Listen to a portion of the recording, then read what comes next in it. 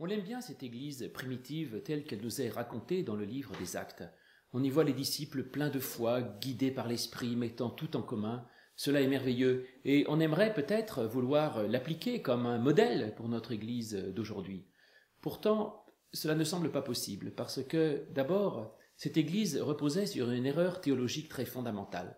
Les premiers chrétiens croyaient que Jésus reviendrait dans les jours ou les semaines qui venaient et que par conséquent ce serait la fin du monde. Et dans ce cas-là, la mise en commun va de soi, on arrête de travailler, on ne fait plus rien et on prie. Mais on ne peut pas appliquer un modèle qui reposait sur une erreur théologique extrêmement grave. Et d'autre part, cette Église avait également basculé dans quelque chose de sectaire.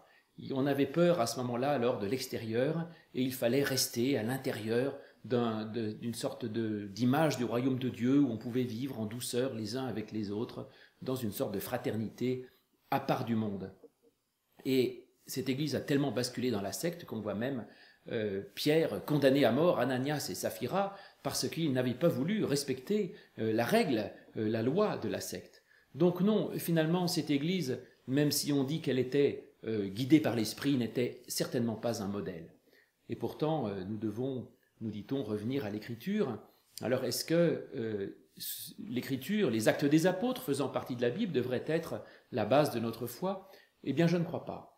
Parce que la base de notre foi, ce n'est pas l'Écriture formellement, mais c'est le Christ et c'est son Évangile. Et quand on lit l'Évangile, on voit que la base de la prédication du Christ, c'est la conversion personnelle. Et quand il guérit un aveugle ou un malade, il ne lui dit pas « va rejoindre la communauté chaleureuse des disciples », mais il le renvoie chez lui. Et donc dans le Christ, il s'agit toujours d'un contact direct entre le Christ et le fidèle.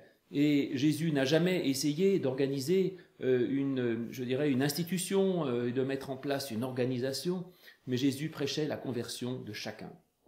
Et ainsi l'esprit auquel nous faisons allusion ne doit pas être pour donner un modèle de l'Église, mais l'esprit doit inspirer chacun des fidèles, et chaque fidèle ensuite se réunit les uns avec les autres pour faire une communauté et une Église. Et puis il y a un autre grand principe dans notre pensée réformée, c'est que l'Église doit toujours être en réforme. Et ainsi les actes nous donnent un témoignage d'une époque, de la façon avec laquelle les disciples ont voulu vivre l'Évangile.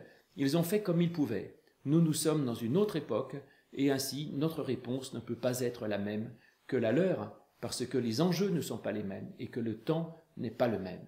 Cela dit, il y a une bonne nouvelle dans les actes, c'est que malgré ces erreurs, malgré ces faiblesses, et probablement ces errements de l'Église primitive, eh bien, elle a réussi sa mission.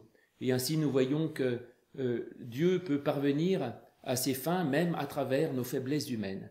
Et cette Église, comme nous-mêmes, eh bien, peut arriver à accomplir sa mission même dans ses erreurs, parce que la force de Dieu est plus forte que notre faiblesse et même peut s'accomplir dans notre faiblesse.